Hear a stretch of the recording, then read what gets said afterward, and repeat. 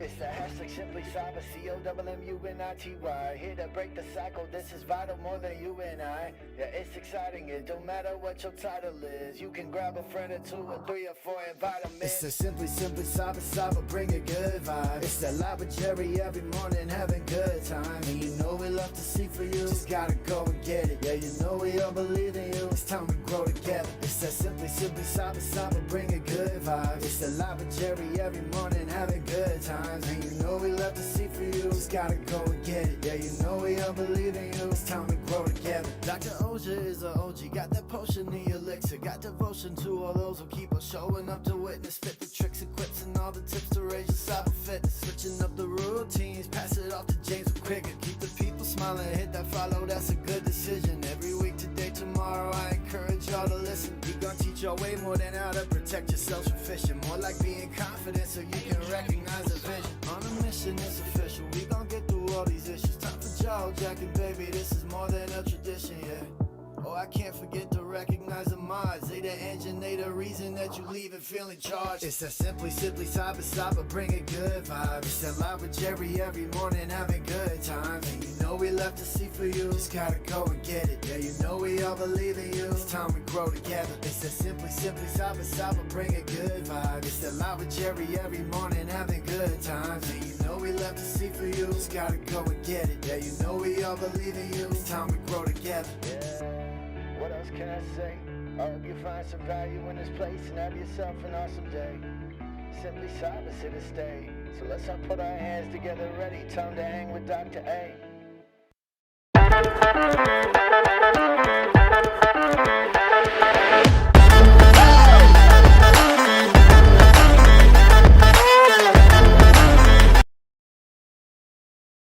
All right, good morning, everybody. Welcome to the party. Today is Thursday, January 23rd, 2025. This is your episode 798 of the Daily Cyber Threat Brief Podcast. I am your host, Dr. Gerald Auger, and over the next hour, me, you, Code Brew, Ms. Julian Space Tacos, DJ B-Sec behind the glass, and in jaw-jacking, Mara Levy, Carrie, Kimberly Can Fix It, the whole mod team, Angela Teasdale, FedEx, Tom Bishop on the boot, Triple D, so many of us long-timers, first-timers, and everything in between are going to be shredding the top cybersecurity news stories of the day. I'll be giving my expert opinion and analysis on each of those stories on what it means to you as a practitioner. So how can you use this information to drive cyber risk reduction for your business stakeholders?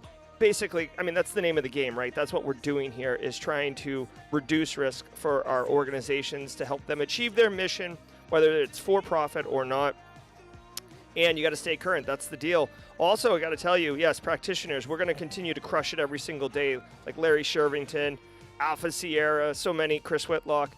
But listen, if you're a solo operator out there, drop a hashtag Team Solo in chat. If you are, a one-person workforce, you're the lone sentry manning the fort, if you will. Just know that the Simply Cyber community is here. We got your back. Feel free to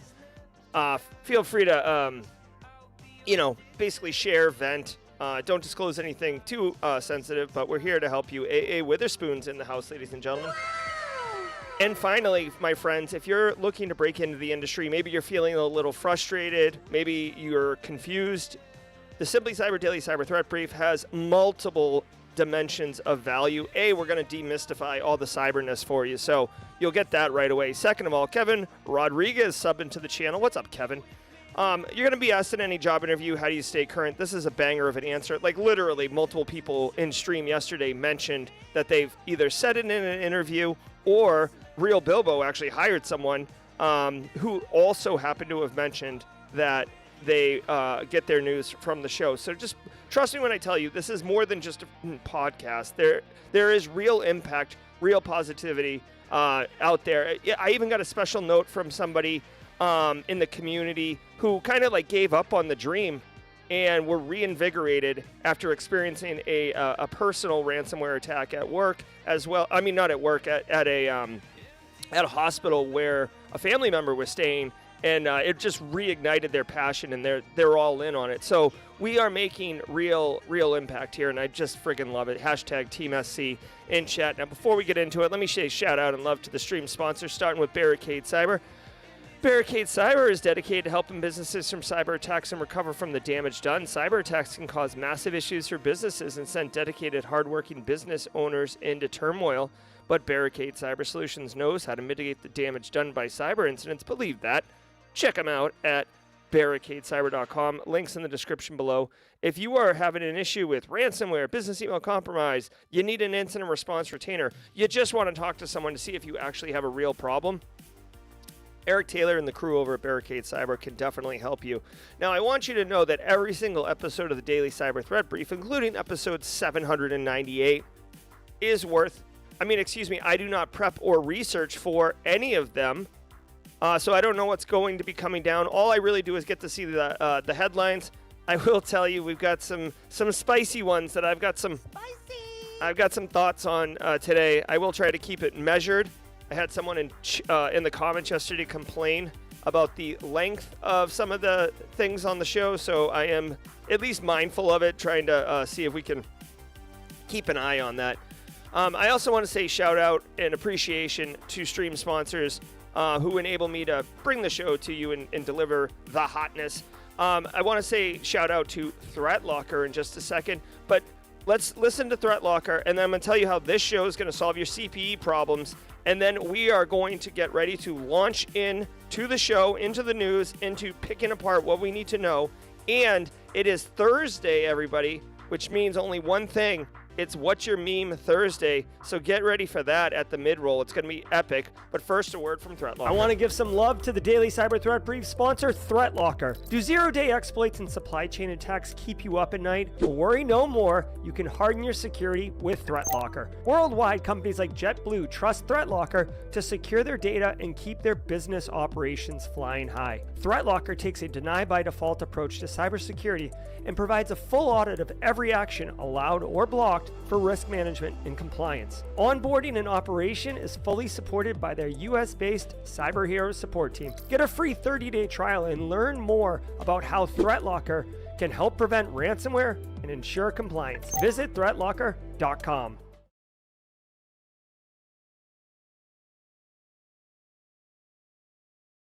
Alrighty. All right. Well, thanks, Phil Stafford, for the word of support. Also want to say shout out to James McQuiggan at 35,000 feet. If you guys didn't know James McQuiggan at 35,000 feet, he does our Joke of the Week on Fridays, but he's also in Vegas right now. Classic James McQuiggan, just flying around all over the place. My friend George Strasburger from my friend from Boston, George Strasburger, 31 months up in here on Route 2, driving into the office late. I hear you, George, and I think you're more in the mid-state, but yeah, right on, brother. I'm also from there. Hey, Mike Vrabel, am I right? Okay, so guys, every single episode of the Daily Cyber Threat Brief, including this one right here, 798, is worth, wait for it, 1/2 of a CPE. Now, I know Rhonda Rummerfield's always rolling her eyes, and she's like, oh my God, half a CPE, what are we going to do with that? Well, let me tell you. They stack, okay? So you get 2.5 a week, 10 a month, right? 120 a year. Tom Bishop loves the community. Let's run it back, Tom Bishop. So say what's up in chat, right? Just like Mondo Avila, James McQuiggan, Code Brew, Augusta Delgado. Say what's up. Hashtag Team SC if you're a Simply Cyber community member. And just like DP just did, I'm sure KP is going to come around the corner in a second. Like, grab a screenshot of it, right? Simple as that. File it away, and once a year, count up the screenshots and divide by 2 or multiply by 0.5. Choose your math adventure. And that's how many CPEs you have. And basically, to boil it down, this is an instructor-led webinar. We're covering the top cyber news, which is something that many of the certification policy, cybersecurity certification companies want you to do as part of your continuing education, which is why this qualifies, which is why that's what's up. So don't be shy. Say what's up in chat. And if you're here for the very first time, please let us know in chat with a hashtag first timer. Hashtag first timer.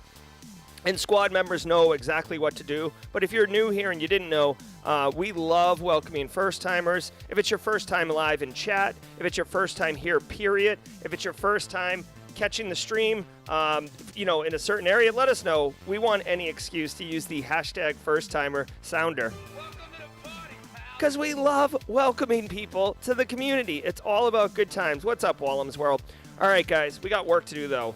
Seriously. All right, do me a favor. Sit back, relax, and let's let the cool sounds of the hot news. Spicy! Oh my God, that's spicy. We'll see you at the mid-roll. From the CISO series, it's cybersecurity headlines.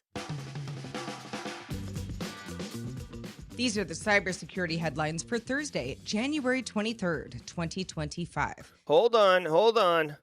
Everybody in the community is valuable. But really quick, want to say shout out. I see Poner Joe, who's a long timer, and Poner Joe is helping us as a community run our monthly CTF, which is tonight, by the way. Tonight there is a live CTF with cash prizes. Poner Joe's got a screening interview at 10:30 a.m. Go crush it, Poner Joe. Also, Flakinator, 8-year-old would love to see the stream before school. All right, Flakinator's kid, welcome to the party, pal. Welcome to the party. And I saw a first-timer, Jean Petit Now. If you guys could welcome Jean Petit Now into the chat. Good morning and welcome to the party, Jean Petit, pal. I'm Sarah Lane. In today's cybersecurity news, the Department of Homeland Security in the U.S. has terminated all advisory committees, including the Cybersecurity Review Board, or CSRB. All advisors are encouraged to reapply, but we're told that, quote, committee activities will be focused solely on advancing our critical mission to protect the homeland and support DHS's strategic priorities, end quote. The CSRB is known for investigating major cybersecurity incidents, such as the Salt Typhoon hacks. Researchers at threat intelligence firm... All right, hold on. Sarah Lane, who is the reporter on this, she does run in between the stories kind of quickly, so hopefully you guys just recognize that and we can all be on the same page. Guys, it is Team Sippy Cup here. I also want to tell you that I finished my cup, so I'm going to have to, in between the stories, kind of like finagle one. Okay, so what did we do here? Okay, so the Cybersecurity Review Board is supposed to be, think of it as like,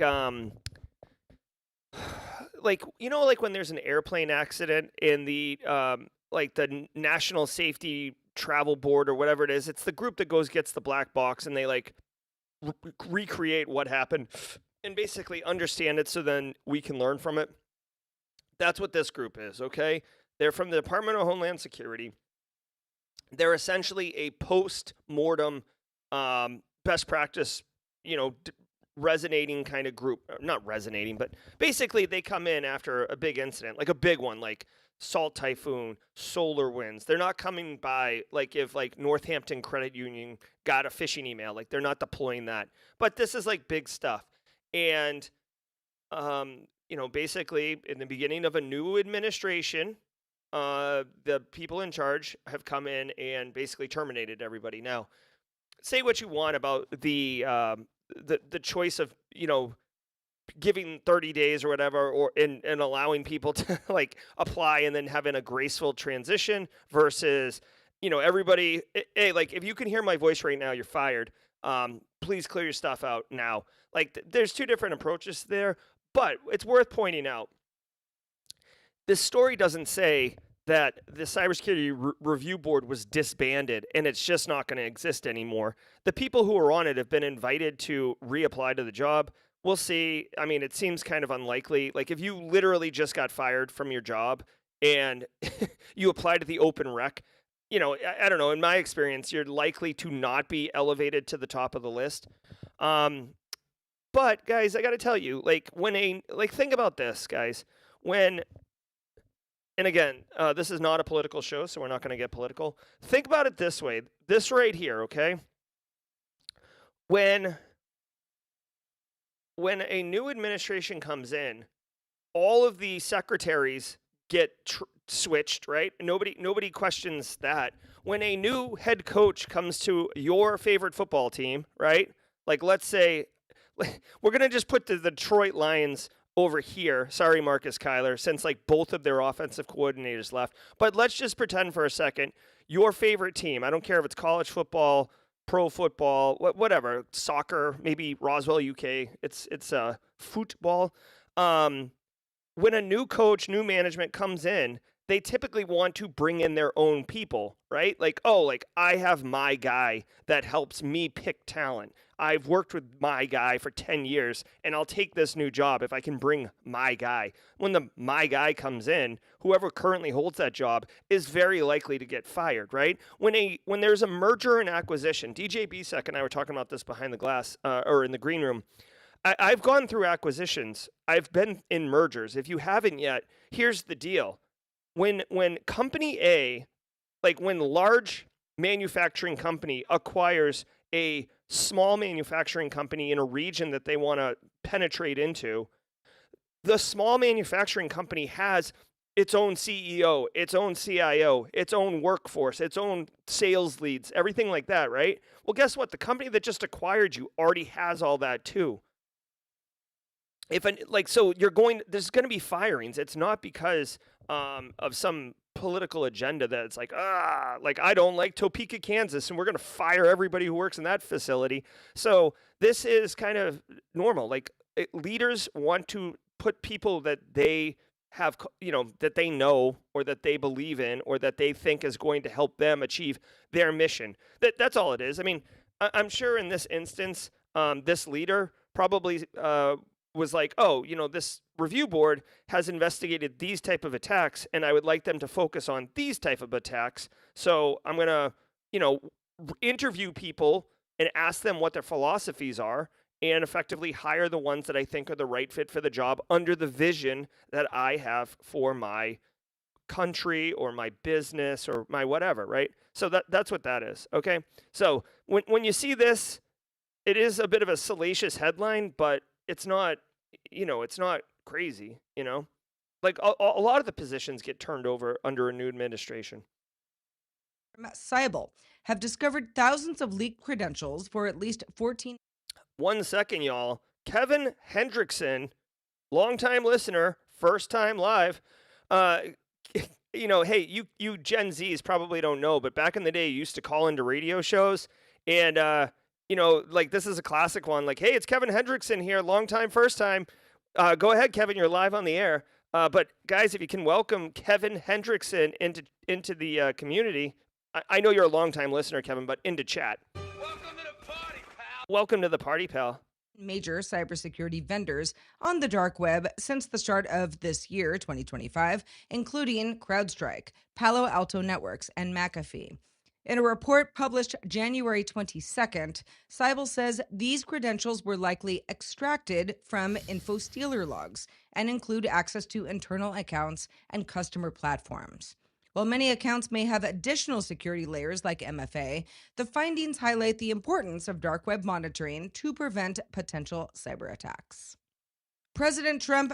All right. Okay. Cybersecurity providers affected. CrowdStrike is huge. Fortinet's huge. McAfee's huge. PA's huge. RSA's huge. SentinelOne's arguably, one of the top 2 EDR solutions next to CrowdStrike. These are all massive companies, okay? Uh-oh. Nate Ridge, hold on. We got some first timers here. We will stop the show for first timers, y'all, because it's all about inclusion up in this community. Nate Ridgard, first timer live. Welcome to the party, Nate Ridgard. Welcome to the party, pal. Holy Jesus. And quick shout out to Kimberly Can Fix It, who made sure I saw this. Ladies and gentlemen, Blue Badge, Ken Pryor, I got a job, been out of work for a few months, going to do cybersecurity compliance and other IT. First of all, Ken, sounds like GRC Mafia. Where are my GRC Mafia people at? Secondly, and most importantly, my absolute hands down favorite sounder on the board. I came in like a wrecking ball. Yes, sir, Ken Pryor. Congratulations, bro. Oh, so happy for you. Let's go. All right, so check it out. Major cyber vendor credentials found on dark web. Guys, listen, info stealers suck. People fall for, phishing emails, drive-by installers, watering hole techniques. There's a whole host of ways to get malware to run on your machine. Now, sometimes malware doesn't have to be like a fat client that you install and like double-click and it runs a binary and you get the pop-up and it says, "Ooh," and you like click through it. Sometimes it's just your browser is vulnerable. Sometimes it's like JavaScript that's on a website. And remember, JavaScript runs on the client side, right? It's interpreted on the browser side, on the client side. So if you get some JavaScript or something that is on an infected website that runs on your box, you could get compromised, and it's not like your fault. It's not like you're doing stupid stuff. It's a series of unfortunate events. Now, having said that, obviously there's defense in depth. Patch all the things. Make sure that you have EDR running. Make sure your browser's up to date. Make sure you're using a legit browser. Anyways, all of that's to say, it's not outrageous for major cyber vendors' creds to be found on the dark web. I want to point out, it's not like this is saying like the lead security architect at CrowdStrike's credentials were found on the web. Dude, these are huge companies. Huge companies have sales teams, accountants, finance, HR. You know what I mean? Like they have like non-technical people. Right? Non-power users, if you guys want to dump on me again. So it's quite possible that like my Aunt Dorothea has, works at Sentinel One, and she's whatever, working in their procurement office, and she accidentally fell for a fake invoice or whatever, and ran an info stealer, and they have her credentials, right? Now that's not to say that's not a risk, right? Obviously, any initial access into an environment that is a security vendor environment is not good, right? This is how SolarWinds got cracked way back in the day because the developer for SolarWinds got hit. LastPass, a senior developer got hit. Now, granted, I feel like the developers are a little bit more on the power user side and should have had better cyber hygiene, or Sci-Hi, as people say. Nobody says that, by the way. That's an inside joke from a story a couple weeks ago. So we don't know whose credentials these are, but it's not good, right? It's not good, but at the same time, I have no question that this is, not a super scary story. And in fact, I actually wish this week was Flare. Like, so if you guys haven't noticed, Flare and Delete Me flip-flop every week on sponsorships. This right here, this story, this is literally what Flare does. This is why I like Flare. I use Flare. Flare can actually go on the dark web, and you can just put in your own organization, and it'll run every day and tell you if your creds are out there. So these major cyber vendors could have found it using a tool like Flare, but they're not a sponsor this week, so I'll just leave it to your imagination. All right. For best practices, what I would say as a best practice, if you have the budget, or the time, right? This is one of those ones where you could do it on your own, but like it costs a lot of time. So it's cheaper to just buy it. Make sure that you're including like the dark web, if you will, or threat actors environments, if you can, in your threat intelligence, right? Your cyber threat intelligence. That's what this is. When you go crawling around, you put on your knee pads and you get under the crawl space under the house, like that's going into the dark web. You're going to get filthy, which is why you want to pay somebody to go under the crawl space for you. But you're going to get filthy, but it's important to do that because literally if you've been compromised, if your data's out there, if creds are out there, if Kevin's in sales machine has got, Redline Info Stealer running on it, you will be able to find it in the dark web. Like it's not uncommon to discover a compromise because of dark web information, not because your security technologies detected it in your environment. So don't sleep on this. This is a really great way to improve your overall risk posture. Pardoned Ross Ulbricht, the creator of the Silk Road Marketplace, fulfilling a campaign promise that resonated with some cryptocurrency communities. Ulbricht was sentenced to life in prison back in 2015 for running Silk Road, which facilitated $200 million in illegal transactions. Prosecutors linked him to drug-related deaths and alleged murder-for-hire plots, but others argued his sentence was excessive for a nonviolent crime. The Securities and Exchange Commission, or SEC... Jesus, Sarah Lane. All right, listen. All right. Again, not political, right? It could say Biden pardons, Trump Bidens, Joe Mama Bidens. Who cares? Mama pardons. It doesn't matter. The story here is Ross Ulbricht has been pardoned. Now this is substantial, okay?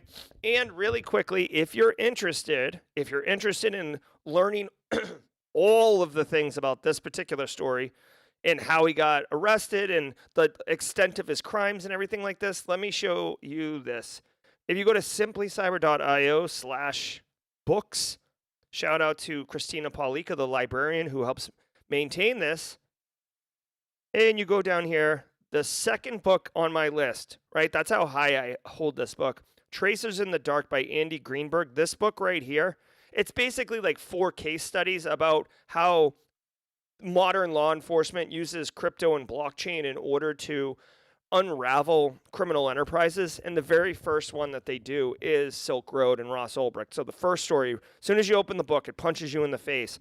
And actually, Ross Ulbricht and Silk Road was the original, innovative technique of using the blockchain to associate real humans with illicit transactions. And dude, I mean, the way that they got Ross, like he had to be logged into the Silk Road at the time, and they like tricked him, and they had a whole task force arrest him and stuff. It was kind of gnarly. Also, Alpha Bay goes into this, but Ross Ulbricht. Now, the question is the pardon warranted or not? Okay. Again, that's a little bit not cyber, so I'm not going to give you my responses on it. But what I will tell you is he was the first one convicted of running an illegal underground dark web marketplace. The judge in the case intentionally issued him 2 life sentences. She said in the story he was serving a life sentence. He was actually serving 2 life sentences. Okay? Second of all, the judge said she intentionally was incredibly harsh with the sentencing in order to make a example of him to prevent people from having dark web marketplaces. Now, what I want you to know is as soon as Silk Road got taken down, immediately another dark web marketplace jumped up. And that's really something you should be aware of. I think the most recent one was Genesis dark web marketplace. But as soon as one goes down, another one crops up. There is a massive demand for what they sell on dark web marketplaces, whether you can buy counterfeit money, you can buy counterfeit government documents, drugs, you can buy crime, you can buy weapons. It literally is what you would think it is. And honestly, if you kind of think of like any society of any size, there's going to be a seedy underbelly that brokers in illegal things, right? Like watch any movie of an action or drama style, and like at some point there'll be like we got to go see my guy at the pool hall in the back, and you knock twice or whatever. So he served 10 years. And the argument is that he's just running a dark web marketplace. However, I want the record to reflect that because of his marketplace, a lot of people were able to buy fentanyl and heroin and other types of really, really hard drugs that resulted in people dying. I don't know. Again, I'm not the one to judge whether or not that falls on him, but I will say the number one thing is Ross Ulbricht did try to hire a hitman to murder somebody. He didn't realize it was an FBI agent. But again, I'm all about equality and rules, and I like civil society. So whatever the punishment is for hiring a hitman to commit murder, that's probably the strongest of it. As far as multiple life sentences, I do, I don't know if that's right. What I find interesting is that this Silk Road, Ross Ulbricht was even on the radar for inauguration day. Yeah. So anyways, the TLDR here really for you as cyber practitioners is dark web marketplaces exist. They're going to continue to exist. They broker in the things I mentioned before, but they also broker in credentials, right? Going back to the previous story, which is why you can use tools to mine dark web, forums and marketplaces in order to glean if your business, your organization, your personal stuff has been compromised, okay? So that's the TLDR there. Let's keep going. Acting Chair Mark Ueda announced a new crypto task force to create clear regulations for digital assets, fulfilling President Trump's promise of a crypto-friendly administration.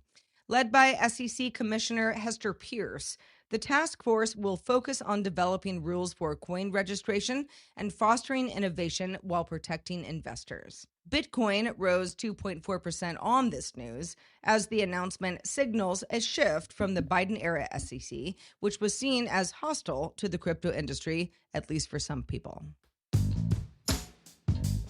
Do you know the stat? Jesus Christ, the bass is so loud in my ear on this one. Okay, so, oh my God, crypto bros unite. I don't know.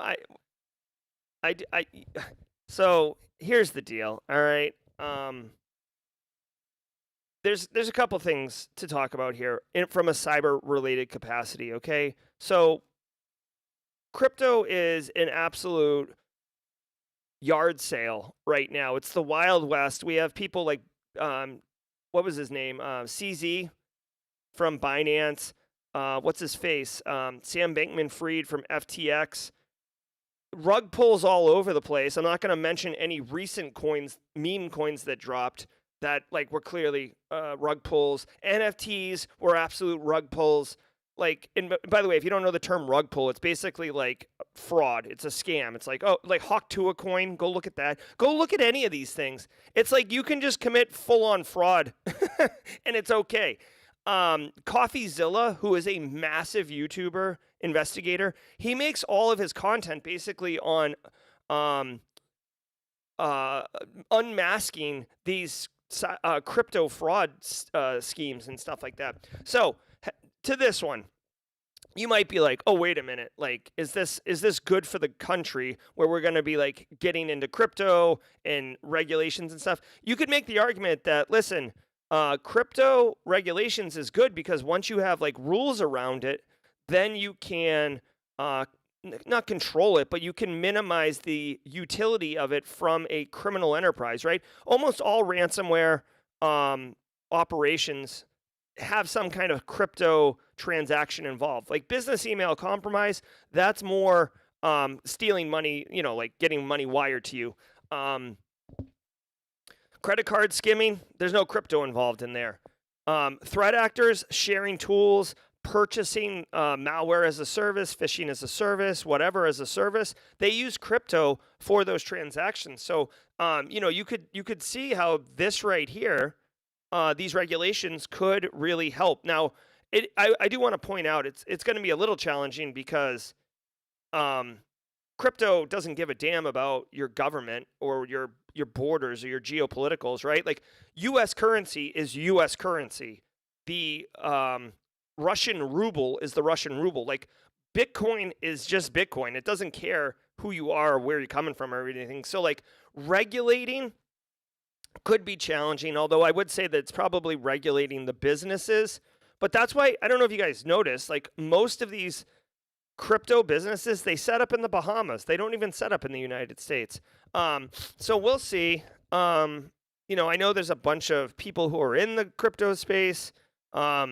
I don't know how they're going to handle conflict of interest, right? Because basically, Trump himself has coins. Elon has coins, I believe. I think Doge is his, but this isn't a crypto show, but I just, it's all about managing conflict of interest and all these other things. But if you're a small government person, maybe you don't like this type of approach and regulation. But I think for too long, crypto has gone unregulated, frankly. So I'm happy to see this, and I hope this actually goes into curbing some of the ransomware activity in general, right? I mean, basically, we've tried to use technical controls to mitigate ransomware, and it hasn't gone great. It's gone okay from a prevention perspective as far as like stopping it from executing and having the backups and stuff. But like, it's still a prolific crime right now that we have to deal with on the regular. Status of your compliance controls right now. Like right now. We know that real-time visibility is critical for security, but when it comes to our GRC programs, we rely on point-in-time checks. But more than 9,000 companies have continuous visibility into their controls with Vanta. Vanta brings automation and evidence collection across 35 frameworks, like SOC2 and ISO 27001. It's pronounced They SOC also 2. centralize key workflows like policies, access reviews, and reporting.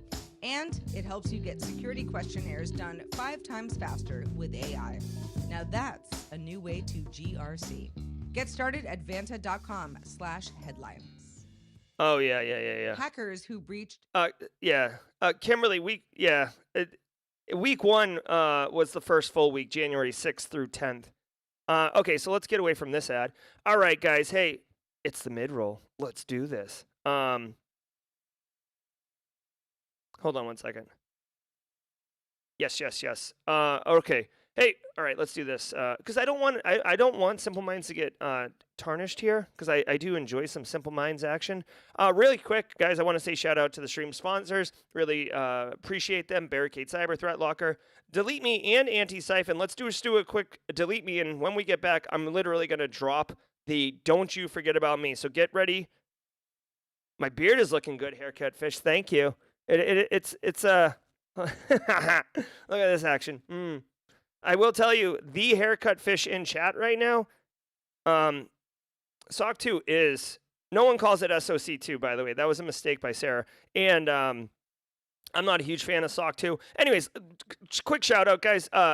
Let's hear from Delete Me. Basically, privacy for yourself in an outsourced managed service way, which is super dope.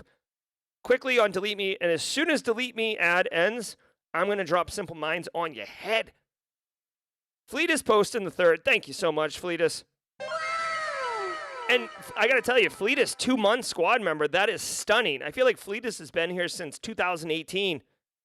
Long time. As a person that exists publicly, especially since I share my opinions and hot takes daily, I'm hyper aware of my safety and security, and it's even easier to find personal information about people online these days. All the data is just hanging out there on the internet, and it can have real life consequences. But I recently found a solution, and this service is called Delete Me. Delete Me is a subscription service that removes your personal info from the largest people search databases on the web, and in the process helps prevent ID theft, doxing, phishing scams, stuff like that. And when you sign up, you tell Delete Me what data you want deleted, and they go off and do it. Cool thing is you get a personalized privacy report every month that shows what they deleted, where they found it, etc. It's pretty cool. For me personally, it's like outsourcing your online privacy, which honestly, I don't have time to do that myself or do it well. So for them to handle it is awesome. Take control of your data and keep your private life private by signing up for Delete Me now at the special discount for Simply Cyber listeners. The only way to get 20% off is to go to joindeleteme.com/simplycyber and enter code simplycyber at checkout. That's joindeleteme.com/simplycyber.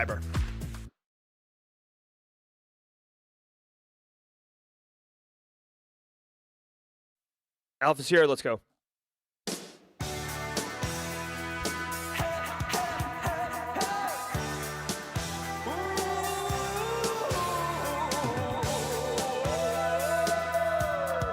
Woo!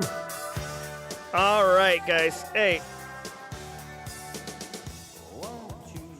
I hope everyone's having a great morning. I certainly am. Team Sippy Cup Space Tacos always enjoys that. This is the official travel mug of Simply Cyber.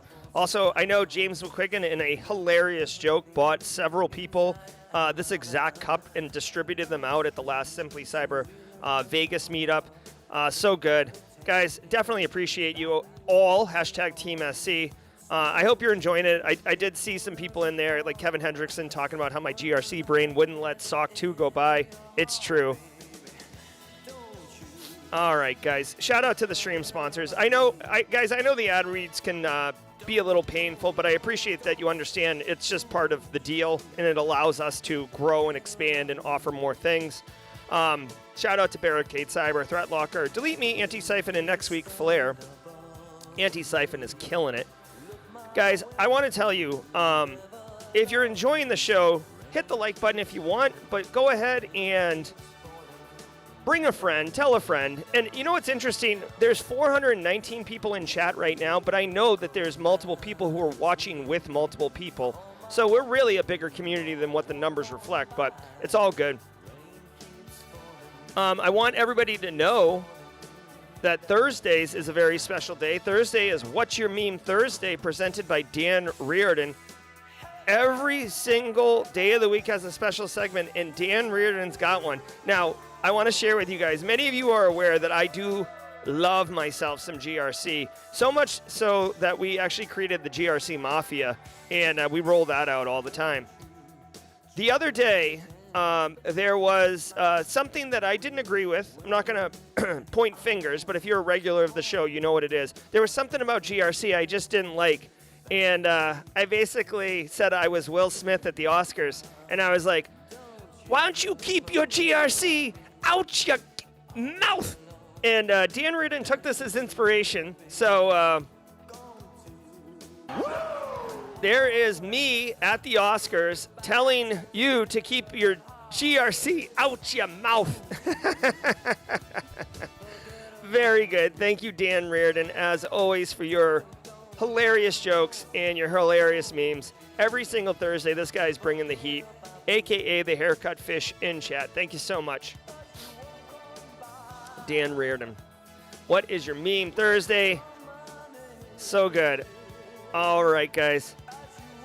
So let's go ahead and jump to the segment where Alpha Sierra, as the drum major, or major, is it drum major? Is going to drop the sounds for us here. All right. Let's go.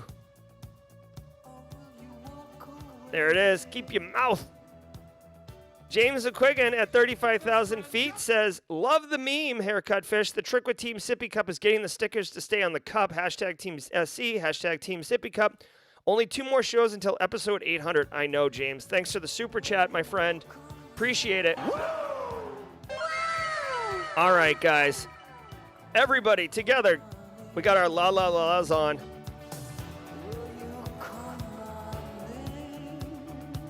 Let's go, let's go, let's go, let's go.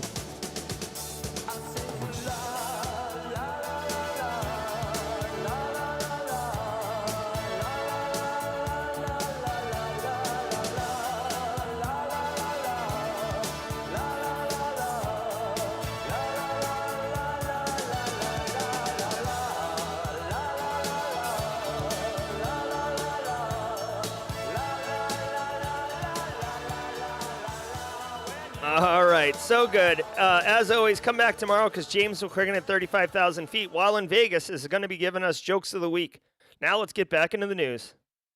Hackers who breached education tech giant PowerSchool claim to have stolen personal data for over 62.4 million students and 9.5 million teachers across 6,500 school districts in the U.S., Canada, and beyond. Bleeping Computer reports that an FAQ stated that sensitive information, such as social security numbers, medical information, and grades, were all stolen for a subset of students impacted by the breach. This FAQ also stated that PowerSchool paid a ransom to prevent the stolen data from being leaked privately, seeing a video of the threat actor claiming to delete the data. PowerSchool is offering 2 years of free identity protection and credit monitoring for all affected individuals, although exact numbers remain unclear as investigations continue.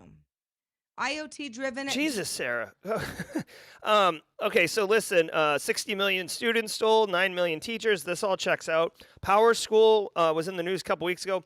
This is basically a company that's probably a multi-billion-dollar company that we've never heard of. They are literally the software as a service that supports like 85% of K through 12 schools in the United States. I got to tell you, there's a lot of K through 12 schools in the United States. So doing 85% of them, that's straight cash, homie. Straight cash, homie. So yeah, you can see what they do. They suffered the attack, whatever. So the attack vector, this is important to realize for everybody in chat.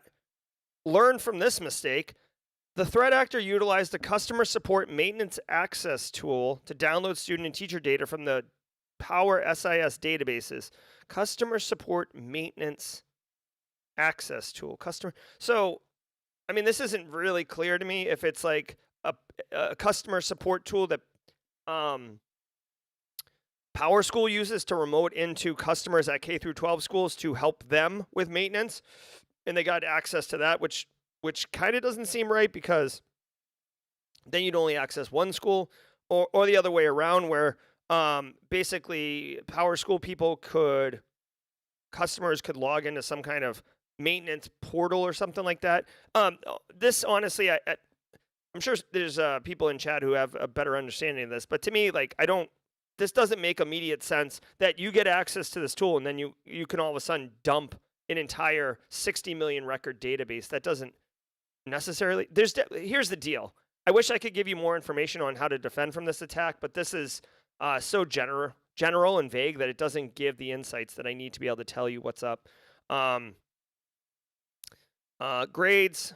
There you go. If you want to be Matthew Broderick in 1983 War Games, you can change your grades.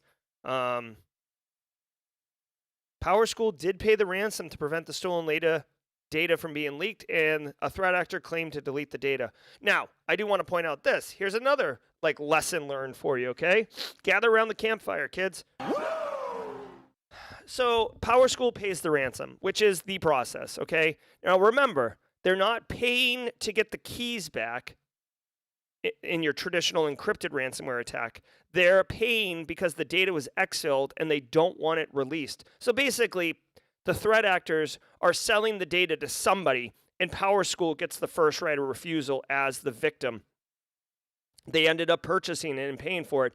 And all the threat actor can do is basically do a video of them deleting it, and PowerSchool has to take their word for it. Now, you would hope for integrity purposes, this threat actor is going to brand themselves as Flaming Donkey, and they can say, oh, there's precedent set that when Flaming Donkey steals your data and you pay for it, they will delete it. So it's in this threat actor's best interest to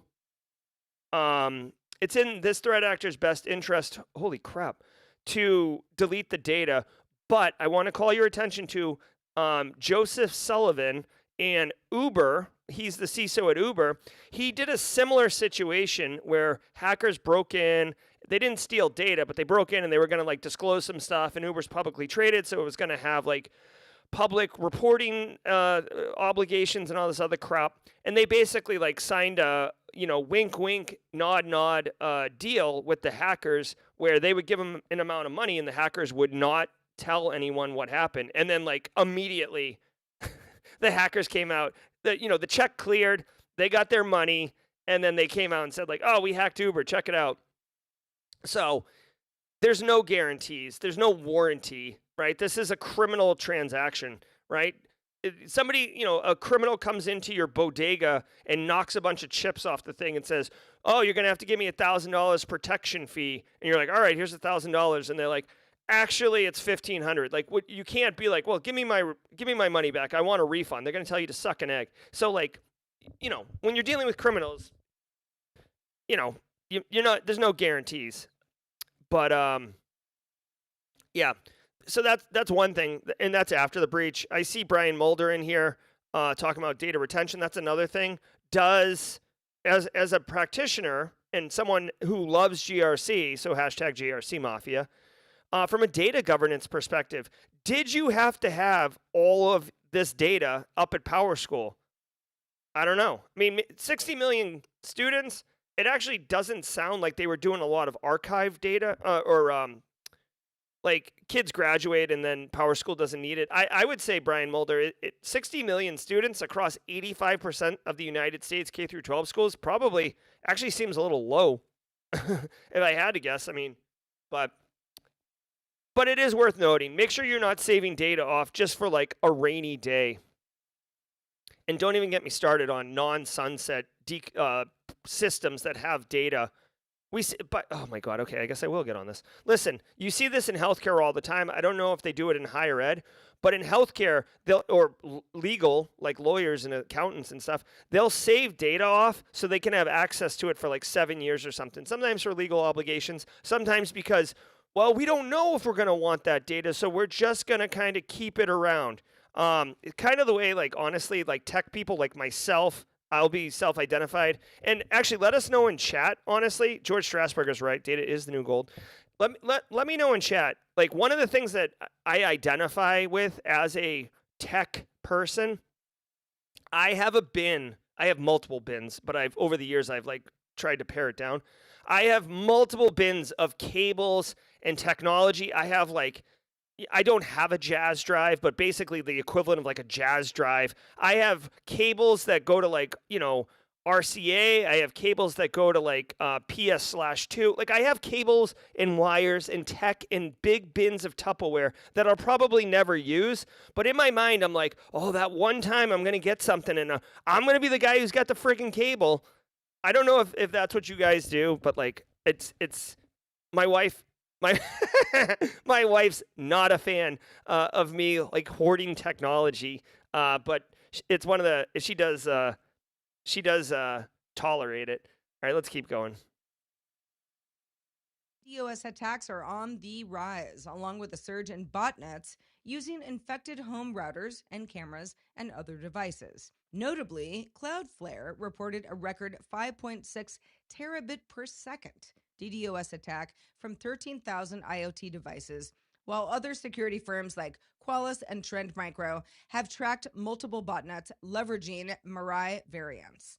Experts warn that IoT devices are still vulnerable to compromise due to outdated security and urge users to update passwords, disable remote management, and install patches promptly. All right. So, record-breaking denial of service attack, distributed denial of service attack. If you're in my Citadel class and you're attending right now, the stream, we will be talking about in-depth denial of service attacks next week. All right, so we got a little graph here. What are the style of distributed denial of service attacks? Really quick, just so we're on the same page. Denial of service attacks can happen multiple ways, right? Most people, we just think of like spamming network traffic to overwhelm a internet-facing resource, which is the common way to do it. But it can be done tons of different ways. You can actually like wiper viruses or denial of service attacks, essentially, right? Flashing firmware with a bad instance. Obviously, overwhelming it with a network traffic is a thing. Floods is a thing. So there's different ways of doing it. What Cloudflare, who also sells a denial of service solution for companies, is pointing out in this report is that in Q4 of 2024, there were 6.9 million denial of service attacks, which is quite a bit. Note that it basically splits right down the middle, HTTP DOS attacks and layer 3, layer 4 DOS attacks. Layer 3, 4 is the transport network layer, right? TCP IP layers for your OSI people. Basically, the network and the transport layer, right? I mean, it can be, you can do UDP floods, you can do TCP, different like SYN floods and stuff like that. Actually, you can see they've actually broken it out in this graphic. This graphic's quite nice. HTTP attacks are at the layer 7 level, or I always call layer 5, 6, and 7 one layer. I subscribe to that mantra that like the application layer is just all three of those layers, the presentation session and application. Whatever. I mean, there's basically a whole bunch. How do these things happen? Most of the time, compromised assets. You can do DNS reflection, amplification, reflection attacks, which if you guys want jaw-jacking, BSEC can tell you about it, or I'll tell you about it tomorrow. Amplification attacks are successful, but you have to find misconfigured assets that can do amplification. Compromising hosts with botnet kind of things like Mirai botnet, these type of things, a little bit easier. Trojanized software is another easy way to get it done.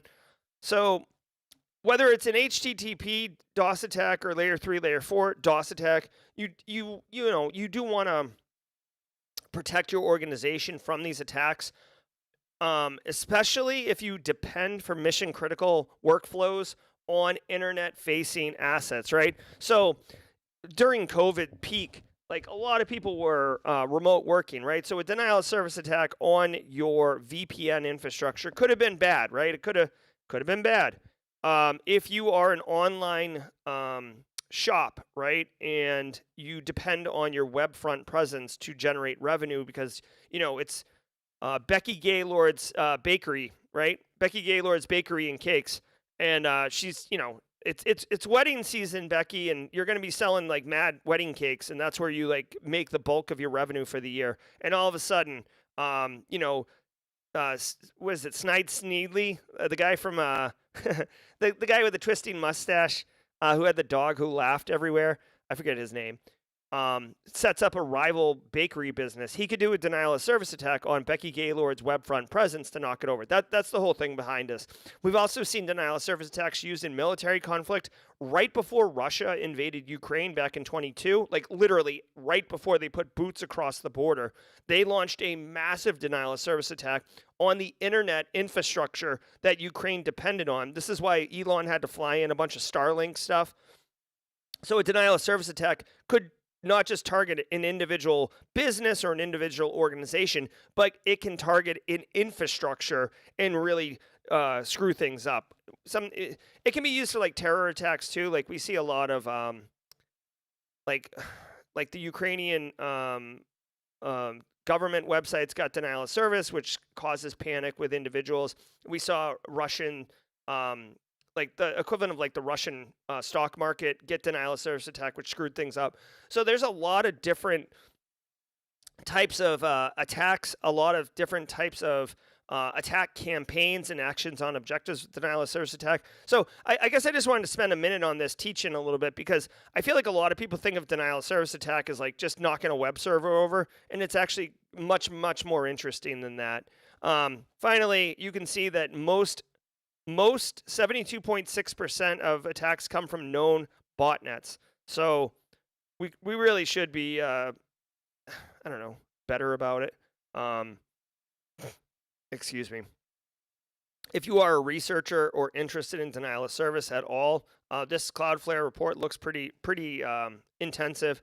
Also, please remember that whenever a vendor releases a report about a specific attack technique, which is directly related to a product they sell to help mitigate the risk of that attack technique, there's going to be a little bit of like liberal interpretation of some of these things. I'm sure Cloudflare's data is based on what Cloudflare is seeing, the same way that like Microsoft's reports are based on the telemetry and threat activity that Microsoft is seeing in their Azure infrastructure and M365 infrastructure. But just know it's been seasoned a little bit. All right, let's keep going.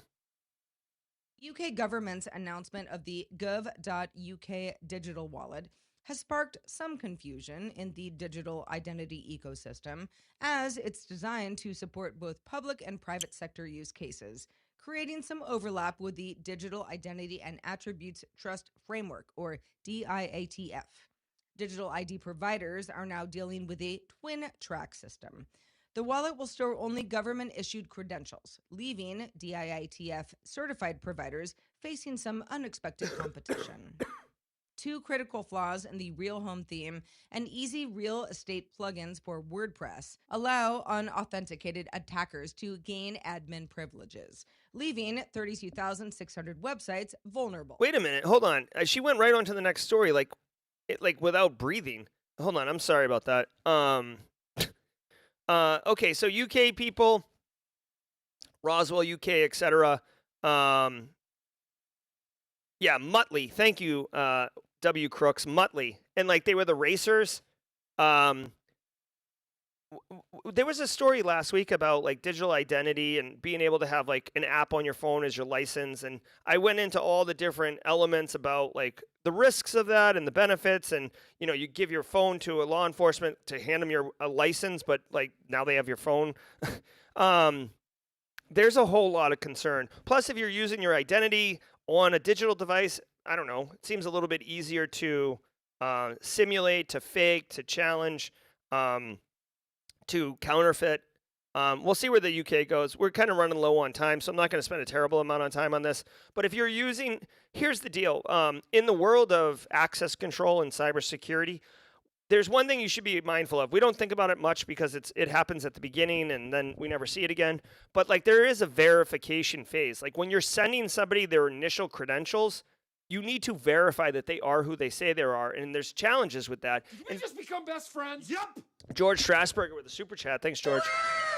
Doc, I wanted to share with you and the team, SC, after 40 years in Boston proper and 2 years in cyber, I managed to buy my first home out in the burbs, still an hour from Beantown. My man, George Strasburger, out here crushing life goals.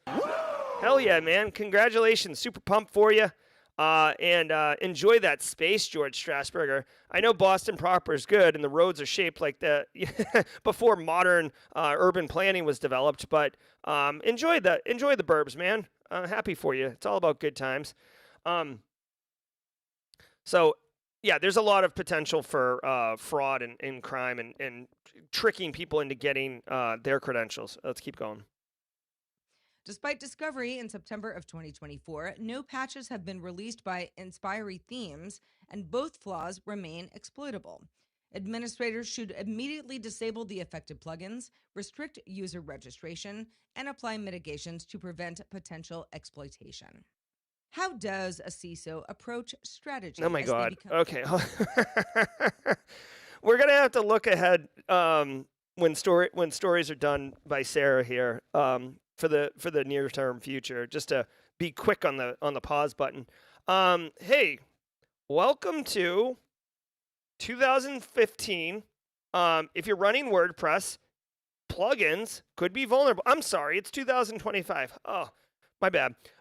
Yeah, guys, WordPress, it's a great thing for setting up and WYSIWYGing websites, and it allows you to go from zero to hero quite quickly. The plugins are this like open free-for-all that allow anyone to develop plugins to put them in here.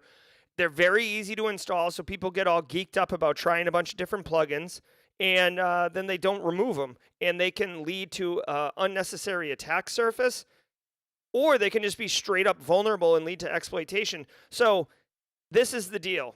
If you are running WordPress with these real estate plugins, you might be at risk. I think really this would be more if you are running IT or InfoSec for a real estate company and they use WordPress and somehow they're using these plugins, you might want to just verify whether or not the plugins are enabled in a vulnerable version. Looks like it's the Real Home theme and Easy Real Estate are among the most popular theme plugins designed for use in real estate websites. The Real Home theme allows unauthenticated privilege escalation. Really quick, it's a 9.8 CVSS score, but unauthenticated privilege escalation, that's kind of weird. Like, typically privilege escalation means you have access and you're escalating the privileges. Unauthenticated means that you don't have an account yet. So I guess through this, you can be a general viewer and somehow get the ability to execute system level privileges on the underlying operating system underneath the WordPress. Not good. You definitely, remember, this is a website, so it's internet facing by design. And another unauthenticated privilege escalation via the social login. So log in with your Facebook, your Google account, whatever. No patch has been released. Womp, womp, womp. Disable the plugin immediately. Okay, so here's the deal. Here's the deal. If you are running these WordPress plugins, these two, like, what are they called? Easy Home.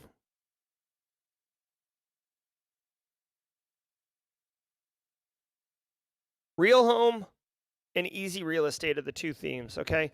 Or plugins. If you're running Real Home or Easy Real Estate, here's the deal. You're internet facing. Threat actors are scanning the internet all the time. Go stand a honeypot up on the internet. It'll get probed within the first couple minutes, okay? So threat actors are looking. They're going to find it. It sounds like it's not that difficult to exploit. We'd have to look at the level of sophistication on exploitation, but it doesn't sound like something you want to deal with. Additionally, the mitigation is to disable the dork up these real estate companies' business. Again, this is one of those ones where it's like a mission critical service, their website. This is how a lot of real estate people work. And I feel like a lot of real estate people are like lone wolves or small operators, or they do it as a side hustle. So, you're like, I don't know. I don't know what a major real estate company would be off the top of my head, but like just whatever. Insert major real estate company. They're probably not running a WordPress plugin website. They're probably running like a full built site. I'm looking right now. Our very own DJ Bisek behind the glass has run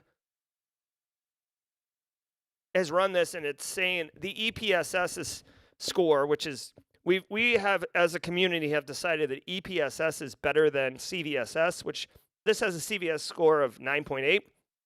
The EPS score is minimal for one of them. Phil Stafford, I am not actively probing people, so please nobody get in line for that. Threat actors are doing the probing. There is a 0.04% chance of being exploited on the second one, and if it is exploited, there's only 11% chance, or there's like 80% of all vulnerabilities in the EPSS catalog, or 90%, frankly, are worse than this one. So this isn't too bad.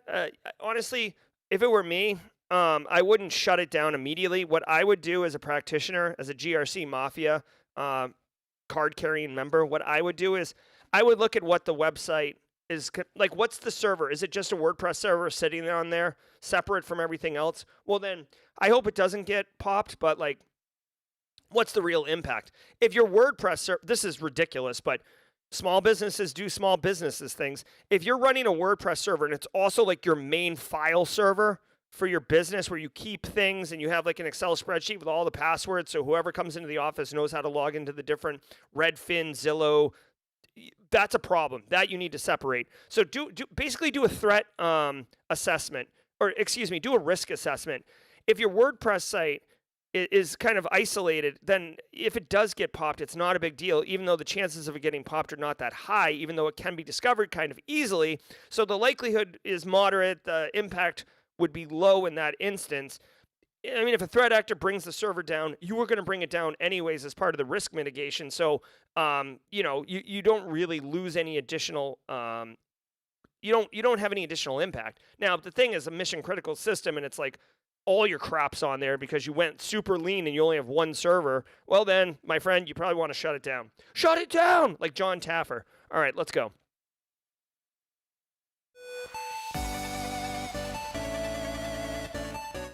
Guys, we're going to be joined by DJ Bisek behind the glass. He's down in the great state of Texas dealing with ice, baby. I just want to remind everybody that it is Thursday. We got a bunch of stuff going on here. Let me look at this, too. I think, yes, at 9:30 a.m., we have Hacking the Way Forward with Max Harley, Cyber Mentors Podcast, Season 2, Episode 3 coming at you, part of the Simply Cyber Media Group. This is going to be a banger. John Hoyt, Steve Higuerita, guys, they've got really great insights. This is a really... The Cyber Mentors Podcast is perfect if you're looking for like dense, really valuable information. So definitely stay tuned to 9:30. We can do a raid on that afterwards. And just to remember, the Simply Cyber Firesides tonight with B-Dubs is rescheduled to March 6th. B-Dubs is being rescheduled to March 6th, so please come out and support B-Dubs on March 6th. My travel in Atlanta is all screwed up because of the weather. And then finally, on March 31st, we are doing the quarterly State of Simply Cyber all-hands meeting. If you want to know what's going on, if you want to contribute to the direction of... Yes, no firesides today because it's been rescheduled. If you want to contribute to the direction of Simply Cyber, if you want insights, this is a transparency and accountability meeting I do once a quarter. So if you're new here, there you go. And if you're a regular, you know that I do this every quarter. Guys, I'm Jerry from Simply Cyber. I hope you enjoyed the living crap out of that show. I certainly did. Thank you, as always, to the mod team for facilitating all the great conversations. Go to simplycyber.io/Discord to keep the train going on the Discord server and be part of the community. But right now, it's time to go to Jawjacking, where you're going to get all your cyber questions answered from one seasoned, really great practitioner, DJ Bisek. Ladies and gentlemen, be well. And I'll see you tomorrow at 8 a.m. Ever wonder what it takes to break into cybersecurity? Join us every weekday for Jawjacking, where industry experts answer your burning questions about the cybersecurity field. Live, unfiltered, and totally free. Let's level up together. It's time for some Jawjacking.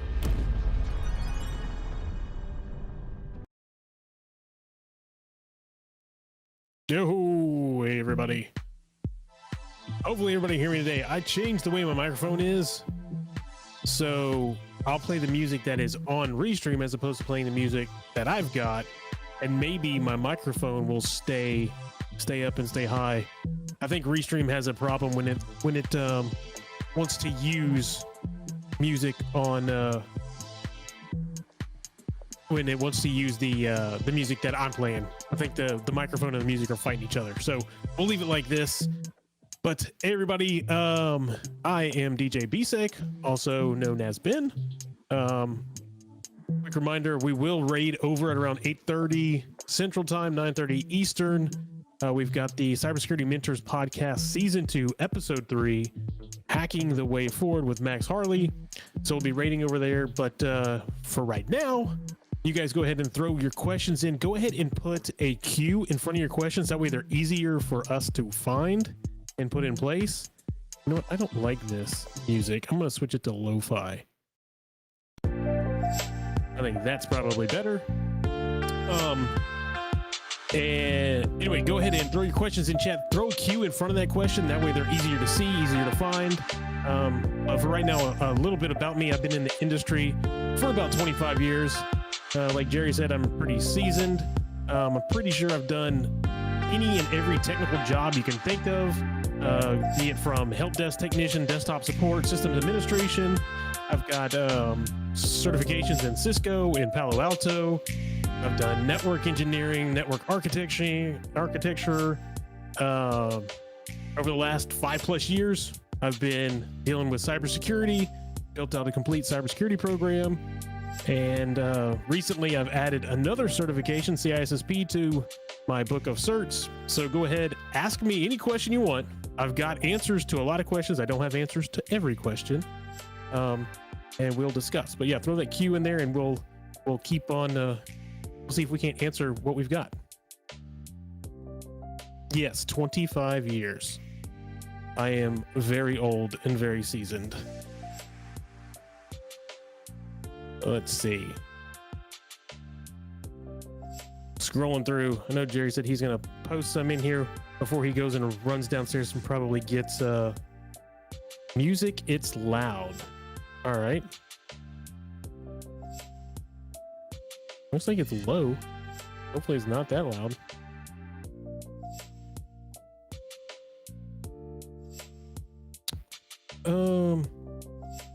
ZMF says, how am I doing? Let's see. In your EPSS script, what is the reason for having the date? If you remove it, are you getting the most accurate? So the reason for having the date is you can check for which day. So the EPSS score itself, when you go to their site and actually put stuff in, it asks for a specific date. So it wants the date of what you're looking for. So if we were looking for it on Tuesday, maybe the score is like 10%, but then maybe during Tuesday they saw an uptick. So then on Wednesday, when you put the Wednesday's date in, maybe now it's at 15%. So it gives you the most accurate up-to-date score for the specific date.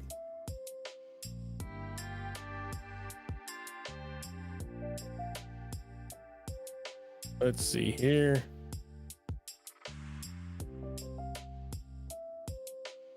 Trying to see where this one was. All right, we got pinned. All right, I'm just gonna go through the pin. All right, Jerry says you're a seasoned industry expert. What are you seasoned with? A lot of sarcasm. That's what I'm seasoned with. A lot of sarcasm. ZMF says, how am I doing? Right now, I am freezing cold.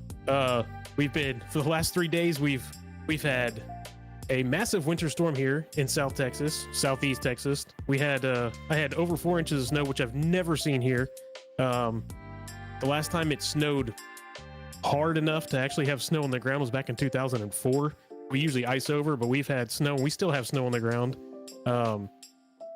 They decided to yesterday, so that happened Tuesday. On Wednesday, we got back up into the mid 40s, so stuff started to freeze. Everybody started to get out and drive, which was fine. Nothing was iced over. But last night, we had fog come through and basically glazed everything over, and now all you see all over the TV is everybody is sliding everywhere and having wrecks. So in fact, my kid on the way to school sent a text message back to us and said, hey, the roads are iced over and so is the parking lot at the school. So it's a little crazy out there. All right, we did the EPSS score. Dragos is asking, what are some entry-level cybersecurity jobs?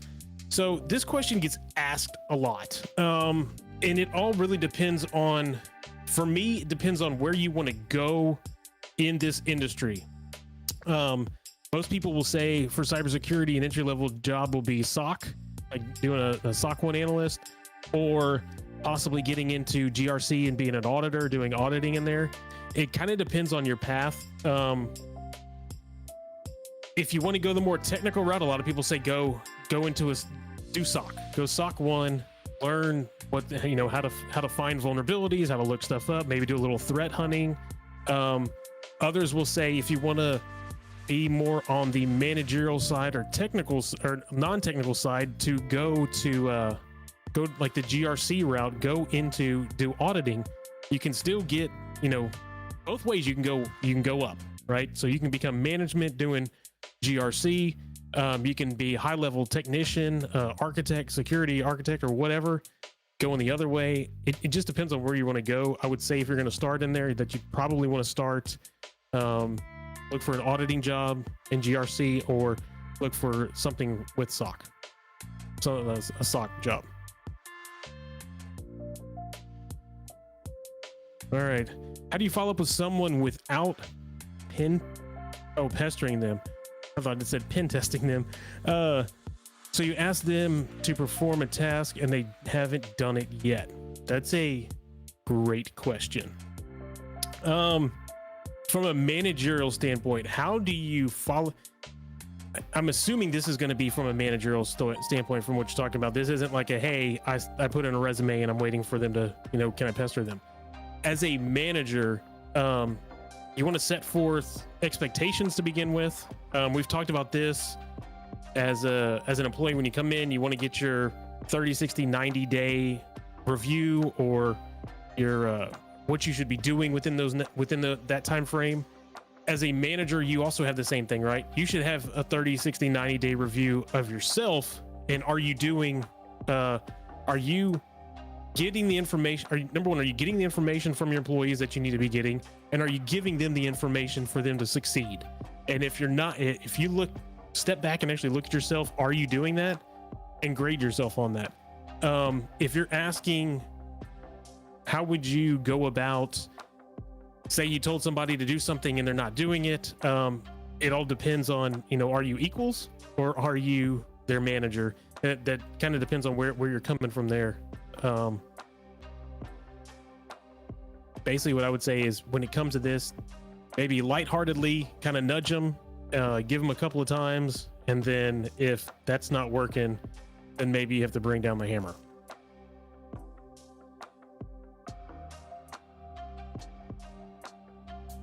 Let's see here. Is the cyber gold rush over? Slowly losing hope to getting jobs after my boot camp for Sec Plus. I'm not going to say the cyber gold rush is over, and I won't say that there ever really was a cyber gold rush. I will say in the last, what I would say is in the last 5 to 10 years, what you've seen is you've seen lots of threat actors, lots of ransomware, companies getting hit, and companies starting to realize, hey, this is a thing. It's not something that, you know, Joe Smith over here in IT is saying we need to do, and he's just kind of blowing smoke. That it actually is something that we need to worry about. What you're going to see is you're going to see a lot of the cybersecurity stuff is pawned off on not internal users or internal employees, but it's usually pawned off on companies outside. And there's kind of two factors for this.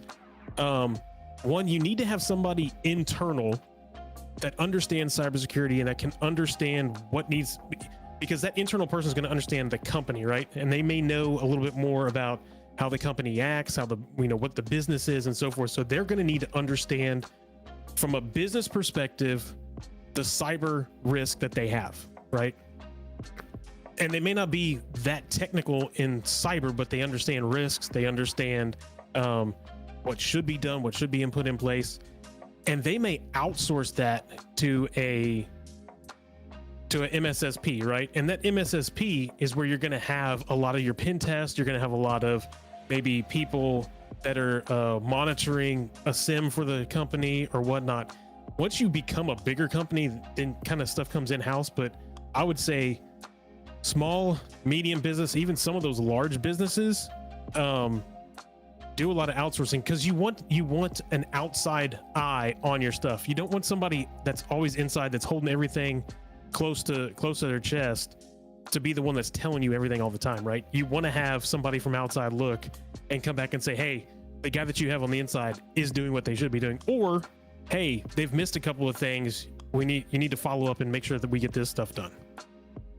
I wouldn't say that the rush is over. I would say it's pivoting to, the jobs are still out there, but I would say it's pivoting away from companies hiring directly, unless they're big enough, to companies bringing on outside help to look at this. And those outside sources, the MSSPs or bigger, you know, audit companies are the ones that are hiring this stuff.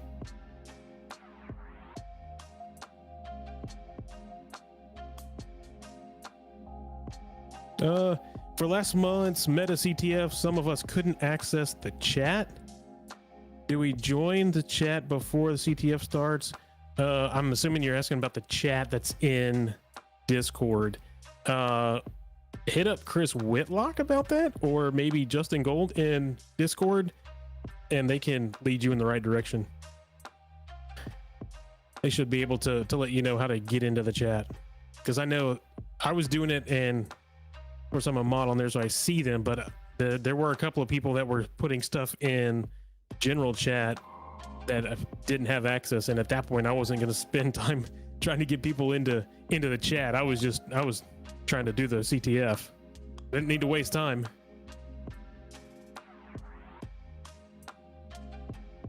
All right, let's see what we got. Something from Gerald Thomas. What is one project I can do right now to stand out? Currently applying to be a SOC analyst, and I do not have a ton of money to spend. Also, I do have a home lab set up.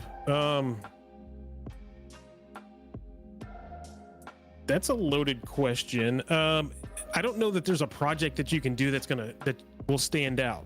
What I always say, and everybody probably smack me over the head because I say this all the time, is that when you're putting in a resume, the resume has to be put forth for the job that you're seeking.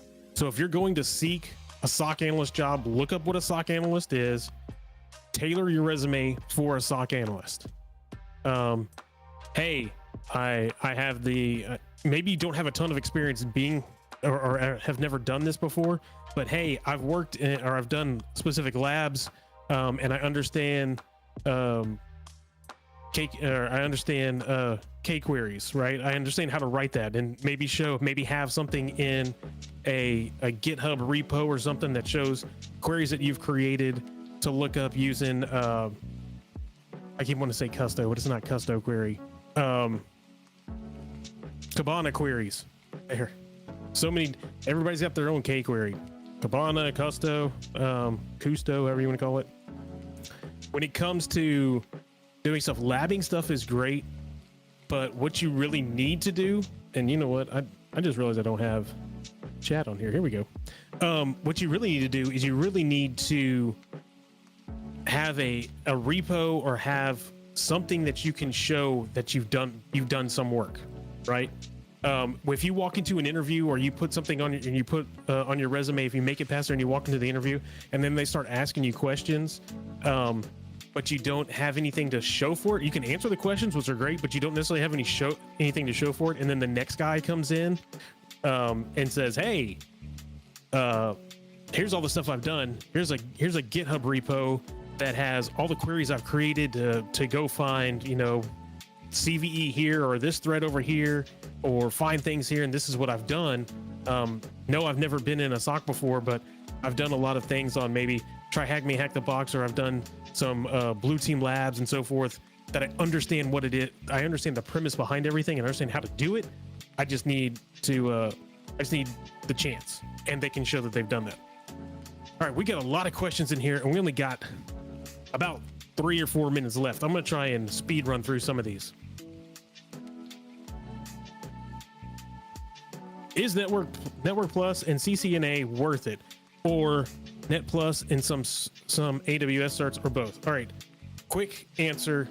To me, as a network person, Network Plus is not worth it. The information behind it is worth it. CCNA is more worth, holds more water than Network Plus, and the reason is CCNA, when you do those tests, they are hands-on. Net Plus is answering questions. So CCNA, to go do it, you have to have hands-on experience, and then when you actually go through the test, you have to be able to do terminal stuff within the test itself to be able to pass.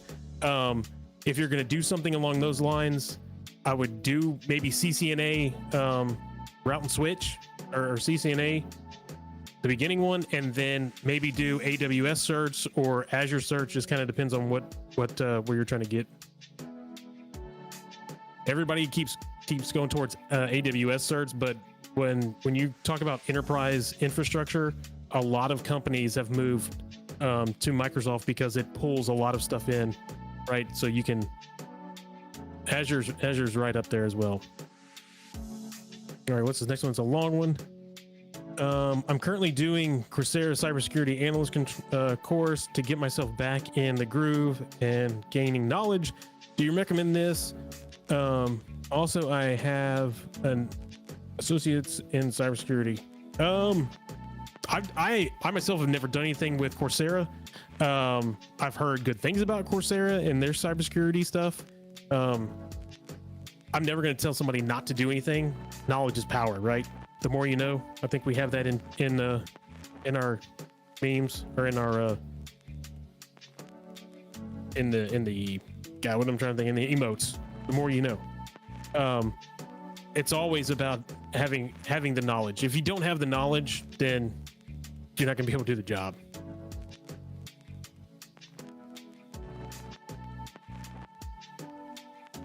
We already did that one. That was put in there twice. Mr. Green, man, I play a lot of Clue. And Mr. Green, I hope you didn't do it in the library with the knife this time. All right, hello and thank you for your time. I have a question. Have you heard of Day0 Boot or Day Zero Boot Camp cybersecurity? And if you have you? I have never heard of that. I'd have to look that up. I don't have any thoughts on it. When it comes down to boot camps, boot camps can be good. A lot of people throw shade on boot camps. It just depends on the boot camp and what you're going to put into the whatever you put into the boot camp is what you're going to get out. So if you're one that is just going to the boot camp to sit there, listen to the guy in front or the girl in front talk to you and say, hey, this is what it is, and you don't actually get anything out of it. That's why a lot of people throw shade in it. People go a couple of days or a week into a boot camp and get all this, and then they come back and say, hey, I did a cybersecurity boot camp, or I did a network boot camp, or whatnot. And then you start asking them questions and they don't know. It's because so much information is thrown at you in 1 week that you don't retain it. So depending on what you do in that boot camp, how you perceive the boot camp, how you go into it, whatever you get out of it, that's the factor of the boot camp in itself.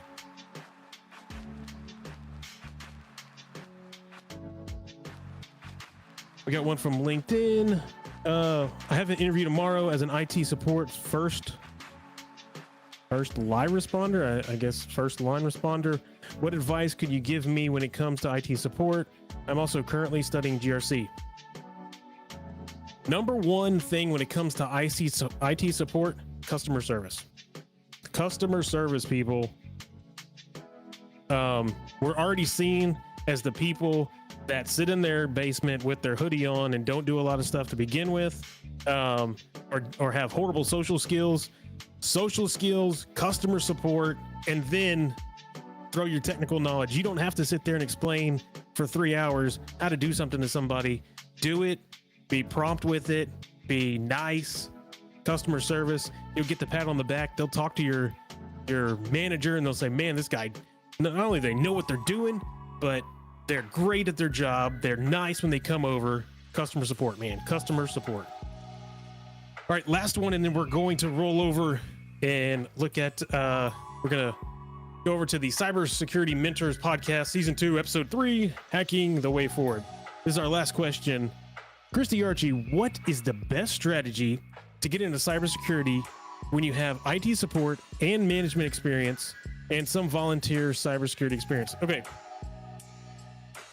Two ways, depending on where you're at. If your job actually has, or if the company you work for actually has a cybersecurity initiative or a cybersecurity team, go talk with them. Say, hey, I'm interested. I'm kind of working. I want to kind of pivot and get into this industry. Is there any way you can help me? Maybe I can come work with you guys. Maybe I can do like do some adjunct stuff with you guys. If they don't, you can always lend some cybersecurity hand to nonprofits. If you already have management experience, that's a plus when it comes to it. It also kind of depends on where you want to go. Like I said earlier, are you wanting to be cybersecurity and be more of a manager, or you want to be cybersecurity more of a technician? It's all about the path forward, right? So the best strategy for you, I would say, is to figure out what the ending is that you want to be, and then look for that. Like, hey, I want to be a manager, I want to be a CISO, or hey, I want to be the top pen tester in the world type of thing. Let me move towards the technician side. All right, it is 8:30. I went a little long. It's 8:30. Let's jump over to the live, which it should be going live right now. I'm gonna put this in chat. Pull it up. It's probably going live right now, and I'm like, oh, videos. Yes, Premiere is on. I'm going to throw this in chat right now. Everybody go right over to here, and we will see you tomorrow morning for the Daily Cyber Threat Brief. We will have a panel tomorrow. Until then, everybody, hope everybody has a great day. For those up in the South, let's warm up a little, and as always, stay secure, people. Hey everybody, I hope you enjoyed that content. Keep the cybersecurity train going by connecting with the other Simply Cyber community resources. We have the Discord server that's lively and always keeps the conversation going. You can connect with me directly on LinkedIn.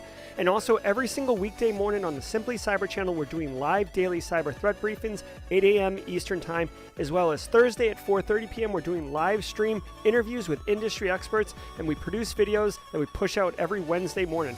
I'm Jerry from Simply Cyber. I hope you enjoyed the content.